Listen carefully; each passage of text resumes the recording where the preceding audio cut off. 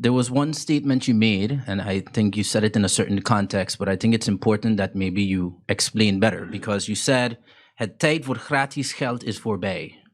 Can you explain that a little better? Because if we look at the construct of the Netherlands, while you were mentioning that, I Googled, and I saw het Nederlandse begroting voor internationale hulp voor 2023 bedraagt 6,2 miljard euro. So it is not, I think, that the Netherlands does not give grants. I think I need some clarification on what you mean by het tijd voor gratis geld is voorbij. Or is it that it doesn't apply to the kingdom, but only to international help? Nee, ik ben blij dat je die vraag stelt. Ik heb dat natuurlijk gezegd in een context die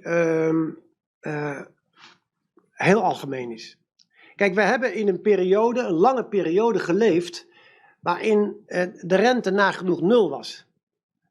Waarin wij in moeilijke periodes, bijvoorbeeld de COVID-periodes, ondernemers en burgers met miljarden, en een onderdeel daarvan was de steun aan de landen en de eilanden in het Caribisch deel van het Koninkrijk, konden steunen. En dat was met rentepercentages van 5, 6, 7%, niet dat we die nu hebben, maar was dat veel ingewikkelder geweest en zou onze schuldquote enorm zijn gestegen.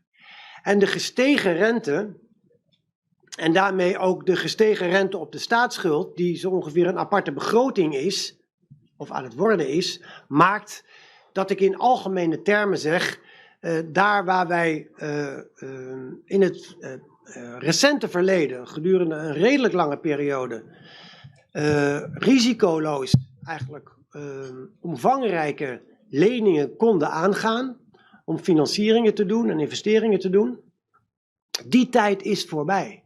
Dat is iets wat elke politieke partij, of je nou regeringspartij bent of oppositiepartij bent, zich realiseert. Dat is de context.